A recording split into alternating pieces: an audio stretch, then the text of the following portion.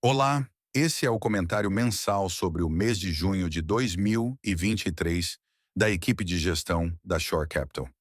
Revisamos os acontecimentos que nos chamaram a atenção durante o mês, falamos um pouco sobre os principais fatores de risco que estamos monitorando e eventuais análises ou ofertas que devemos avaliar nas próximas semanas. Cenário internacional. Durante o mês de junho e nesta primeira semana de julho, vimos o cenário americano seguir pelo caminho morno, que temos entendido como sendo o mais provável já há alguns meses.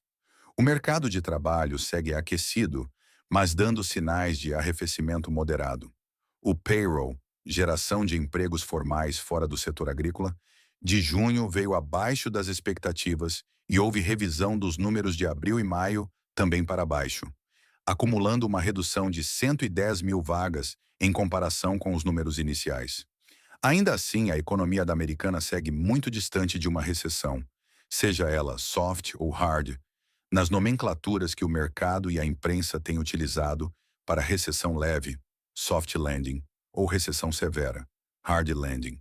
Com isso, o Fed optou por não aumentar juros na reunião de junho, já deixando muito provável um novo aumento na casa de 25 pontos básicos para a próxima agenda. As bolsas por lá fecharam o semestre em alta relevante, mas um comportamento quase exclusivamente originado pela valorização das grandes empresas de tecnologia em meio a bastante otimismo com as novas ferramentas de inteligência artificial e sua aplicação comercial. A União Europeia, UE, superou nossas expectativas neste primeiro semestre, gerenciando a escassez de energia e ampliando os investimentos em aumento da capacidade de geração, sobretudo em fontes renováveis. Ajudou muito o fato de o petróleo ter suavizado sua cotação ao longo do segundo semestre de 2022 e ter se mantido bem comportado neste primeiro semestre do ano, contrariando boa parte das expectativas do mercado. De acordo com o relatório do Departamento Financeiro da UE, a projeção de crescimento da economia da região está em 1,4% em 2023 e 1,6% em 2024, se aproximando do potencial. Abaixo, um resumo das projeções de crescimento para os países membros.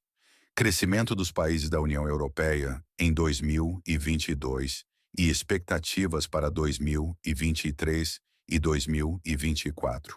Com isso, parece que o risco de uma recessão mais relevante na Europa vai se minimizando e vemos potencial para uma recuperação de dinâmica econômica no próximo ano.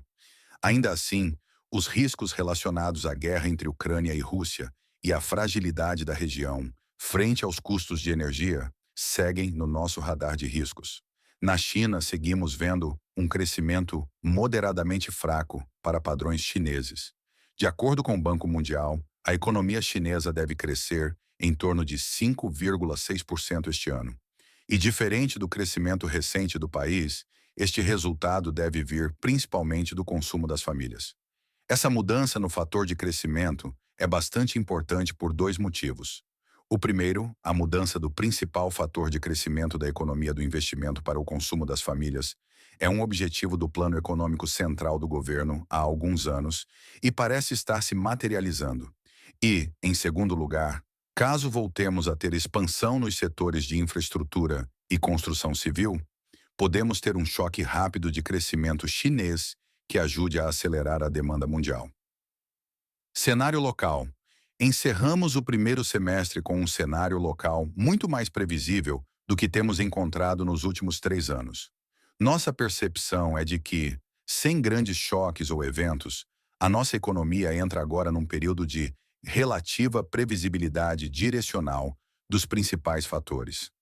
A reunião de junho, muito provavelmente, encerra o período de manutenção de juros, deixando para agosto uma probabilidade muito alta de início de um ciclo de corte de juros que deve se estender por todo o restante do ano e boa parte, se não todo, o ano de 2024.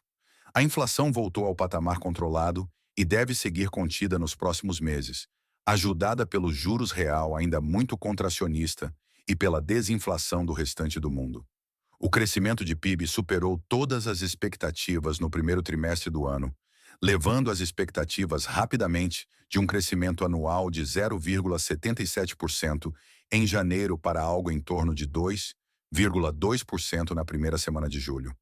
Nesse sentido mais otimista com o Brasil, recomendamos este mês o episódio do podcast Market Makers, com Daniel Leichenring, economista-chefe da Verde Asset. Com isso, nossa percepção é de que muitos dos riscos de cauda da economia brasileira, aqueles riscos mais catastróficos, ficaram para trás. E se o futuro não são só flores, aparentemente também não serão apenas espinhos. Vemos nesse cenário boa oportunidade ao investidor de perfil moderado ou arrojado para voltar aos ativos de crédito, bolsa e imobiliários. Surpreenderam positivamente no primeiro semestre e especialmente nos últimos 3 meses o resultado dos principais índices da bolsa. O Ibovespa subiu 9% em junho, encerrando o primeiro semestre com alta de 11,01%, desde o primeiro fechamento do ano.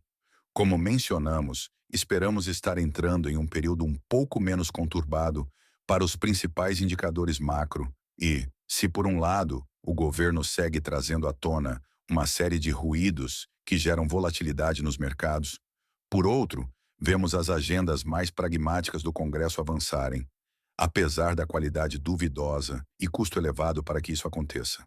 Preparamos abaixo um resumo de alguns dos principais indicadores locais e internacionais, com as movimentações no semestre e respectivos preços/valores de fechamento.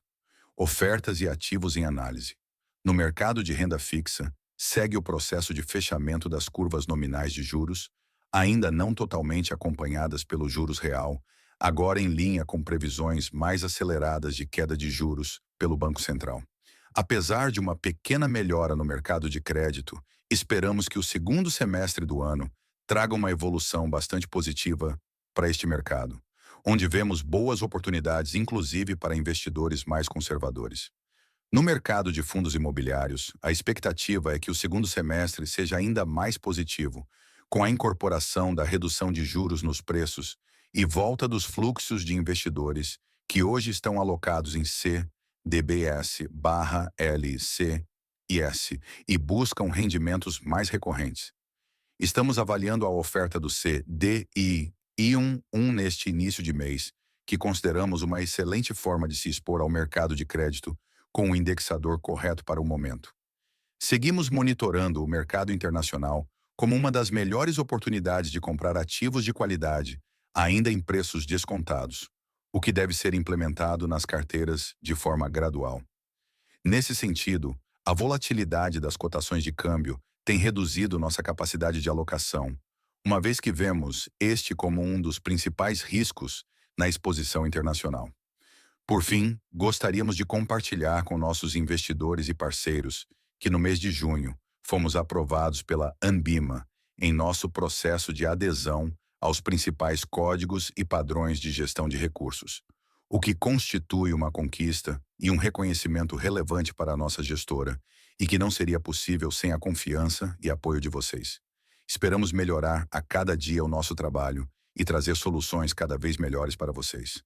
Ficamos por aqui este mês. Contem com a Shore como porto seguro de seus investimentos. Equipe de gestão Shore Capital.